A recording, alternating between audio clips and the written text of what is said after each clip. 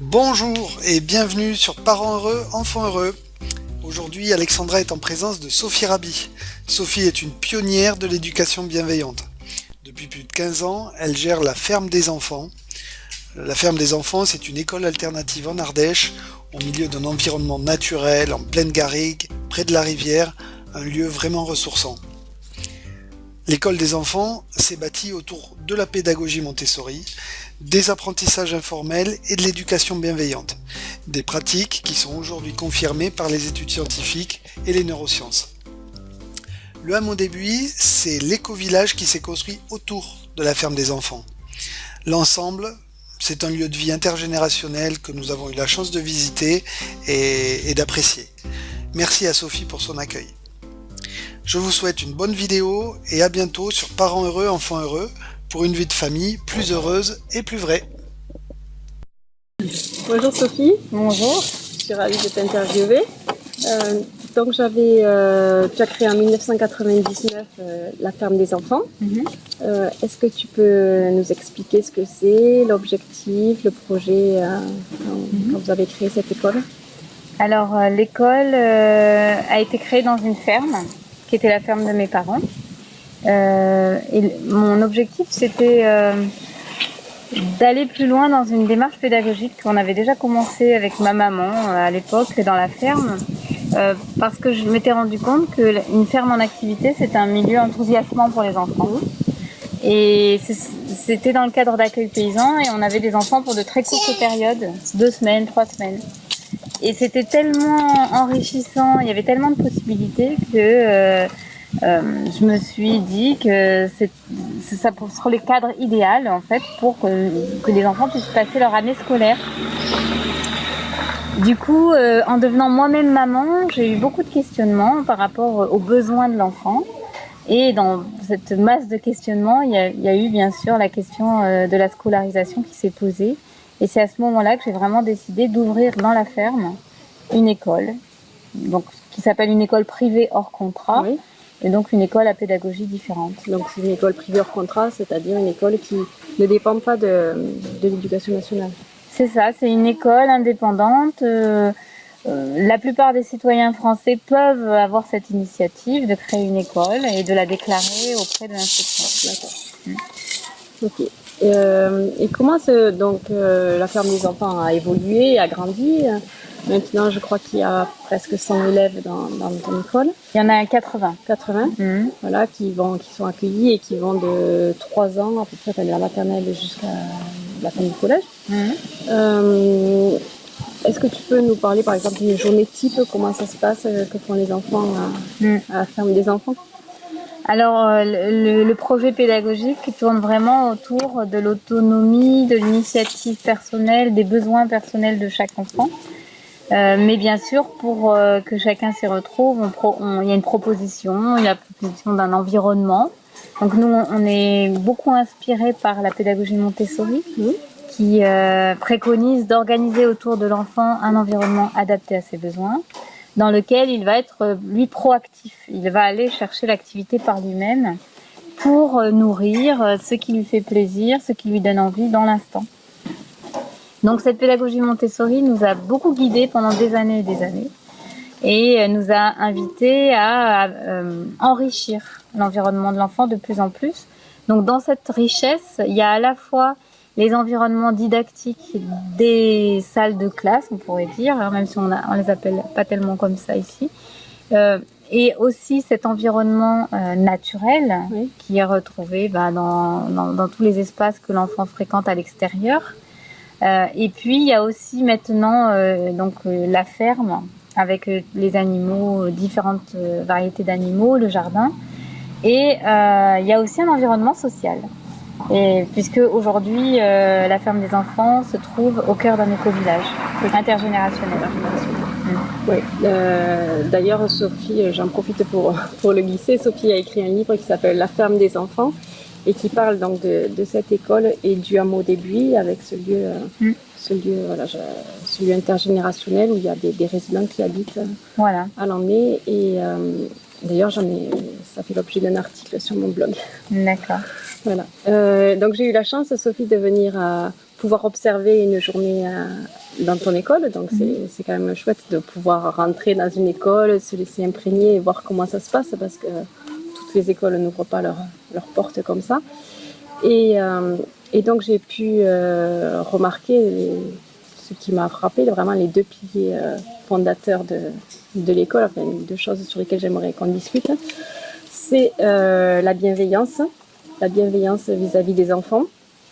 Chaque éducateur est vraiment à l'écoute des enfants, dans la gestion et la régulation des conflits. Ça en est une priorité. Oui, une priorité voilà, dans cette école, et ce qui est très, très rare et assez exceptionnel. Et donc pourquoi pourquoi et comment, voilà, est-ce que tu peux nous expliquer? Alors au départ, le choix de la bienveillance, il a été assez intuitif, puisque basé aussi sur mon expérience d'enfant et sur le fait que depuis que je suis petite, je trouve ça pas normal du tout qu'on gronde les enfants, qu'on leur fasse peur, bien sûr qu'on les punisse, qu'on les menace, qu'on les récompense. Enfin tout ça me semblait très destructeur, et je le sentais à l'intérieur de moi. Je sentais que j'étais en souffrance avec ça, et notamment quand je voyais faire sur les autres.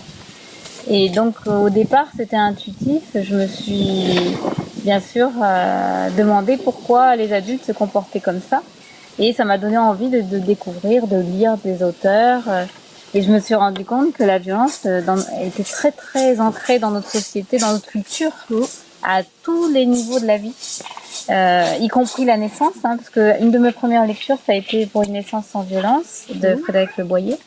Et puis bien sûr la violence que l'on inflige aux bébés en ne répondant pas à leurs besoins, la violence éducative qu'on appelle la violence éducative ordinaire. Tout ça m'a interrogée, et surtout m'a confirmé que la violence ne pouvait pas aider des êtres à s'épanouir et à grandir dans tout leur potentiel.